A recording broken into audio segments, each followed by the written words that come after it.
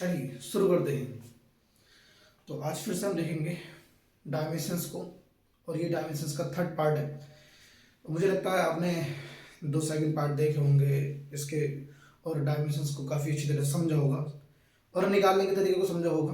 वो काफ़ी most important part है, तो आप उनको देखें, समझें उनसे क्या कैसे हम डायमेंशन से निकालते हैं किसी भी फिजिकल क्वांटिटीज़ की, जो कि काफ़ी मोस्ट इंपोर्टेंट डायमेंशन है। मुझे लगता है आप प्रिपरेशन कर रहे होंगे अच्छी तरह से, आपके अगर बोर्ड को आपकी अगर चिंता होगी, अदरवाइज तो आप वैसे ही सो रहे होंगे। तो भैया बन जाइए राहुल गांधी, क्योंकि ठंड उनको लगती नहीं है। तो आप भी जो है राहुल गांधी बन करके अपने डायमेंशंस करिए कंप्लीट। तो आज हम इसी क्रम में देखते हैं नई डायमेंशंस जो कि काफ़ी मोस्ट इंपोर्टेंट रहने वाली है। तो देखते हैं एक डायमेंशन जिसका नाम है मैग्नेटिक फ्लक्स।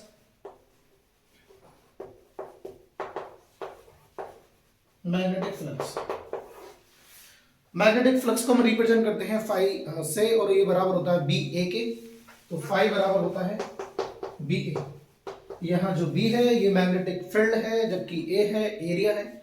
और मैग्नेटिक फील्ड की डायमेंशंस को निकालने के लिए मैंने फॉर्मूला बताया था कि एफ बराबर आई वी एल का हम करते हैं यूज, जिसमें बी की डायमेंशन निकालना है बहुत ही ईजी।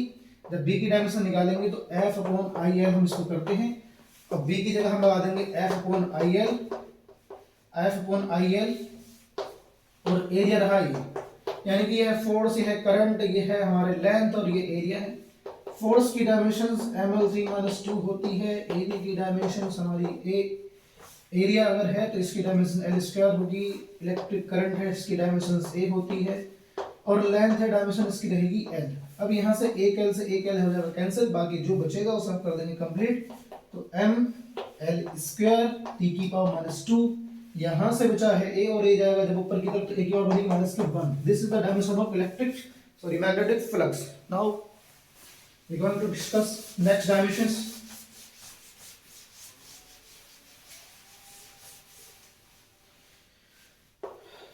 Self inductance और म्यूचुअल इंडक्टेंस, इन दोनों की डायमेंशन सेम रहती है। सेल्फ इंडक्टेंस को हम रिप्रेजेंट करते हैं L से, और म्यूचुअल इंडक्टेंस को हम रिप्रेजेंट करते हैं M से। तो ये L होता है, ये M होता है। तो L हो या M हो, दोनों की डायमेंशन रहेगी सेम, बिकॉज ऑफ फॉर्मूला दोनों का रहता है सेम। E डे अपॉन में delta I upon delta T है। इसमें हम क्या करेंगे, इस डेल्टा T को ले जाएंगे ऊपर की साइड में, अपॉन में डेल्टा I रहेगा। अब यहाँ जो E है ये इलेक्ट्रिक पोटेंशियल है, और इलेक्ट्रिक पोटेंशियल की डायमेंशन मैंने लास्ट वीडियो के अंदर निकलवाई है। आप अगर उसको सीखना चाहते हैं तो पिछली वीडियो देख करके उसको सीख सकते हैं। इसमें इलेक्ट्रिक पोटेंशियल की डायमेंशन निकालने के लिए E इक्वल होता है W अपॉन चार्ज की। तो W अपॉन चार्ज यानी कि वर्क अपॉन चार्ज है। तो यहाँ हम रखेंगे इसको E की जगह, वर्क अपॉन चार्ज E की जगह, जबकि डेल्टा T और डेल्टा I रहा।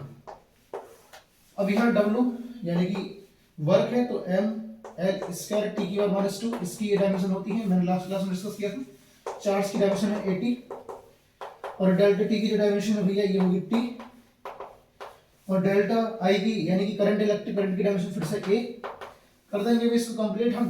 टी से टी यहाँ हो जाएगा कैंसिल हमारा, तो ml² t⁻², ए से ए की मल्टीप्लाई करेंगे तो बनेगा a²। This is the dimensions of self inductance और म्यूचुअल इंडक्टेंस।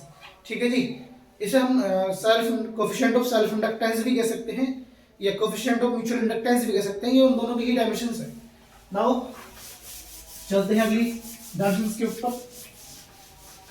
जिसका नाम है मैग्नेटिक परमेबिलिटी। मैग्नेटिक परमेबिलिटी,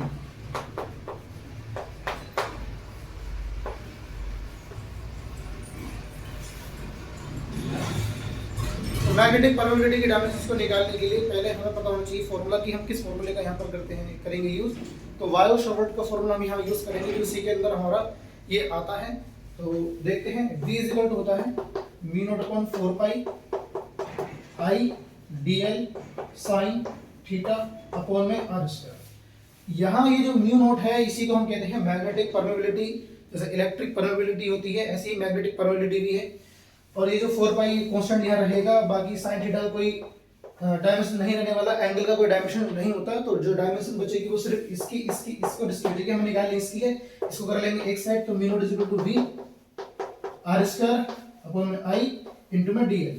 और अभी मैंने बताया था v को डायमेंशन निकालने के लिए हम f अपॉन il का यूज कर लेते हैं, तो f अपॉन il इसकी जगह लगा देंगे r स्क्वायर, और यहाँ ये ऑलरेडी चल रहा था i dl, i and dl, और f यानी कि फोर्स ml माइनस 2 इसकी डायमेंशन ये होती है, इलेक्ट्रिक करंट यानी कि a, यहाँ L यानी कि लेंथ L, यहाँ डिस्टेंस है ये भी R, तो ये L स्क्वायर, यहाँ जो I है ये A फिर से, और ये हमारे पास DL है, तो इसकी डायमेंशन फिर से L। सबको कर लेंगे कंबाइंड और देखते हैं क्या क्या इसमें ऐड होने वाला है। एक L ये रहा और एक L ये रहा, L स्क्वायर बन जाएगा, ये मिलकर के कर देंगे इसको कैंसिल, बाकी बस जो बचा उसे कर लेंगे हम फिनिश। तो M L एक ही बचा हुआ है, सब कैंसिल हो चुके हैं, T एक ही बचा हुआ है, यहाँ पे पावर 2 है इसकी माइनस की, वो भी नीचे की तरफ जो A है, एक यहाँ ये और एक रहा ये A स्क्वायर बनेगा नीचे की साइड में, लेकिन जब हम इसे ऊपर ले जाएंगे तो ये रहेगा नेगेटिव का। तो this is the dimension of magnetic permittivity, जो कि काफी मोस्ट इंपोर्टेंट है, तो भैया सही तरह से इसको कर ले कवर, और चलते हैं अगली डायमेंशंस के ऊपर।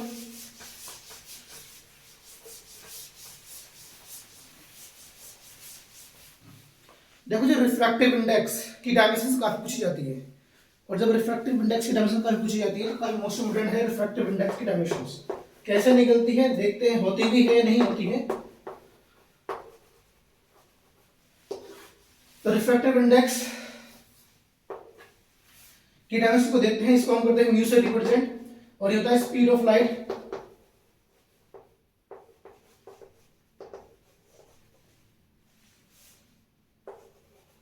Speed of light in vacuum upon speed of light in medium.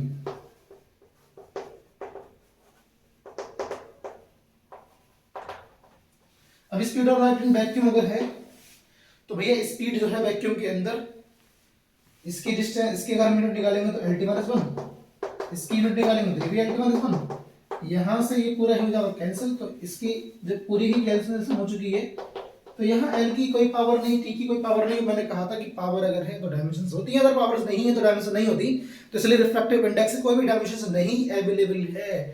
अच्छा, एक बात और हमें और डिस्कस कर देता हूँ, रिफ्रैक्टिव इंडेक्स की कोई भी यूनिट भी नहीं होगी, बिकॉज ऑफ इसकी डायमेंशन नहीं तो यूनिट नहीं। ये ध्यान रखना, अगर किसी फिजिकल क्वांटिटी की अगर डायमेंशन नहीं है तो उसकी यूनिट भी नहीं होती है।